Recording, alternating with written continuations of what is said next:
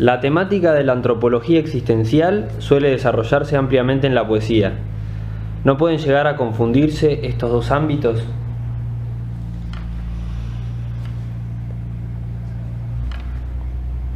Es claro que la poesía, en toda su forma, sea la lírica, la dramática, la épica, me refiero a las formas clásicas, o todos los géneros literarios que las desarrollan posteriormente, se ocupan ampliamente de los conflictos, de las dificultades, de los problemas fundamentales que aquejan, que afectan al hombre, y por eso la condición humana y su dramaticidad es no un tema, sino podemos decir el ámbito en que más propiamente se desenvuelve toda la poesía a lo largo de los siglos. En esto lo que tenemos es una coincidencia de materia con respecto a la filosofía del hombre en su aspecto existencial, pero no una coincidencia esencial. La filosofía aborda esa conflictividad de la condición humana en cuanto experimentada, en cuanto vivida por el hombre, para discernir en un plano de universalidades necesarias causas y principios, que es lo propio de la ciencia filosófica. Esto no es lo que hace la poesía, jamás. La poesía, en todo caso, nos expone la condición humana y siempre encarnada en singularidades, ¿no? Siempre presentada a través de realidades singulares y concretas que el poeta nos hace ver, ¿no? De modo tal que el modo de conocimiento que entra en juego en la poesía es claramente distinto al que entra en juego en la filosofía. Mientras la filosofía es primariamente conocimiento por modo de ciencia, en el modo de referirse la poesía a la realidad entran en juego primariamente el conocimiento por connaturalidad y cierta cointuición que va unida a la connaturalidad de los conflictos humanos, insisto, siempre presentados en singularidades, que puede ser la propia del poeta que habla de sí mismo en una poesía lírica, o no, en la poesía lírica también puede hablar de otro, o los personajes de una tragedia y su historia, o los hechos y personajes que actúan en una epopeya o en una novela o en un cuento, ¿no? De manera que aquí lo que vemos sí es una convergencia de problemáticas, y esto, lejos de ser una dificultad para el discernimiento, es una ocasión para observar cómo las mismas cosas pueden ser para el hombre objeto de reflexión desde distintos puntos de vista o desde distintos modos de abordar esa misma realidad. La poesía y la filosofía en este aspecto no solo tienen afinidad, ¿no?, sino que se complementan entre sí, diría yo, en cuanto al que el modo con que uno aborda la conflictividad de la existencia humana es totalmente distinto y complementario respecto al modo en que lo aborda la otra. El modo de la filosofía es conceptual, demostrativo, por modo de ciencia.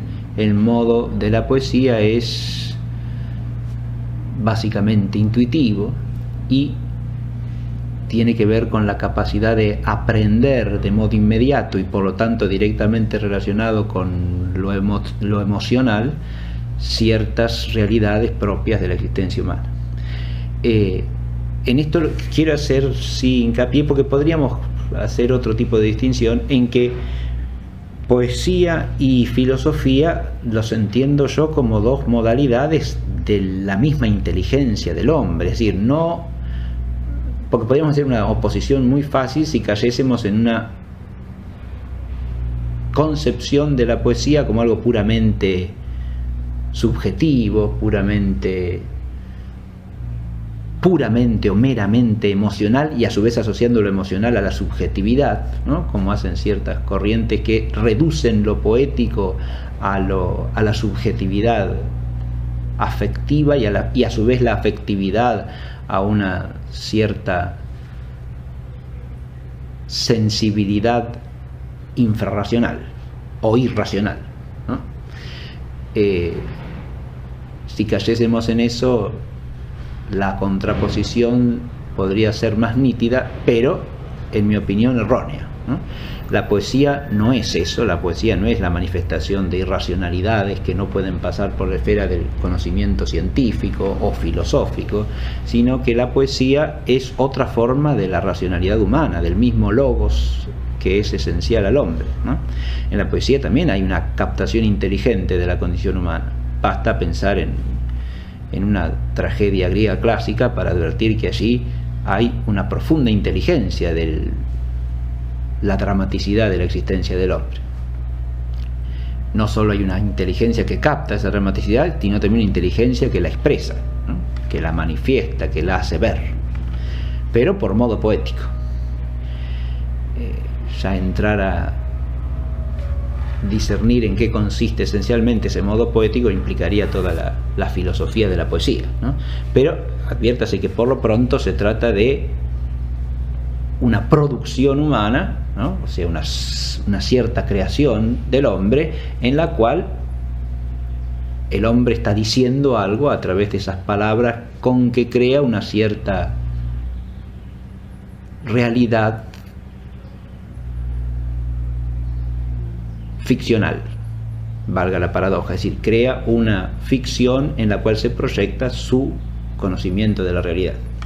En eso ya la obra poética se distingue claramente de la filosofía, que no es más que discurso por modo de ciencia, primariamente.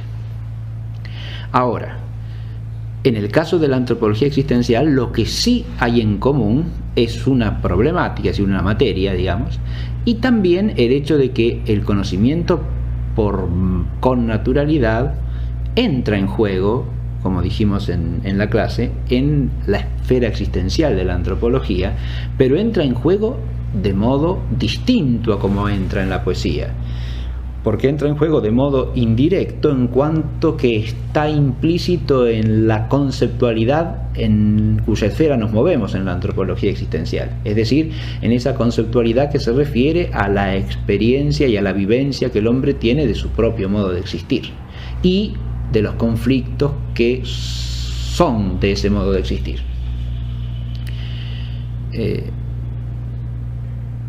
La antropología existencial, por tanto, no debe confundirse con una forma de poesía, y no puede confundirse si la conservamos en su condición de tal, de filosofía. Podemos agregar una cosa más, y es la siguiente: esa antropología existencial en modo alguno es una suerte de autobiografía del autor, del filósofo. Si se redujese a eso, ya sería un género literario, obviamente, por más reflexiones que el autor hiciese sobre su propia vida. De hecho, hay autobiografías que pueden ser muy filosóficas y contener fragmentos de filosofía existencial, pero lo filosófico ahí no es la autobiografía. La autobiografía puede dar pie a reflexiones filosóficas, como puede caber también reflexión filosófica en una obra poética. Hay poetas que, al hacer poesía, también hacen filosofía.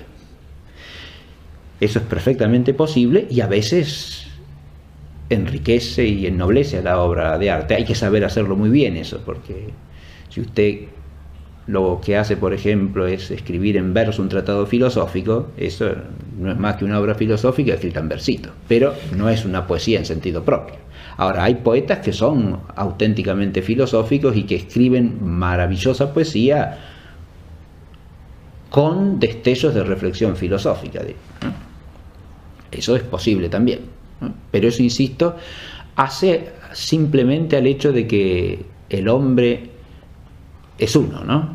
Hay una unidad esencial en el ser del hombre, y el mismo que es poeta puede también tener su dimensión o su parte de filósofo, ¿no? Lo mismo que el filósofo puede también tener algo de poeta, sin que esto impida ni el rigor de la filosofía ni la sublimidad o belleza de la poesía, ¿no? Se pueden complementar perfectamente siempre y cuando lo hagan de manera adecuada. En una misma persona pueden coincidir las dos cosas y pueden equilibrarse o balancearse entre sí, como deben estar equilibradas en el conjunto de la cultura humana, ¿no? No sé si... La temática de la antropología existencial suele desarrollarse ampliamente en la poesía. ¿No pueden llegar a confundirse estos dos ámbitos?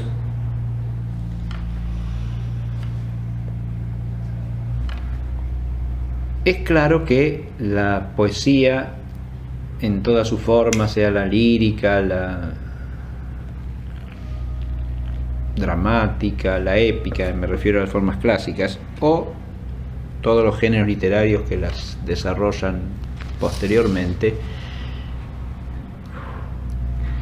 se ocupan ampliamente de los conflictos, de las dificultades, de los problemas fundamentales que aquejan, que afectan al hombre, y por eso la condición humana y su dramaticidad es no un tema, sino podemos decir el ámbito en que más propiamente se desenvuelve toda la poesía a lo largo de los siglos. En esto lo que tenemos es una coincidencia de materia con respecto a la filosofía del hombre en su aspecto existencial.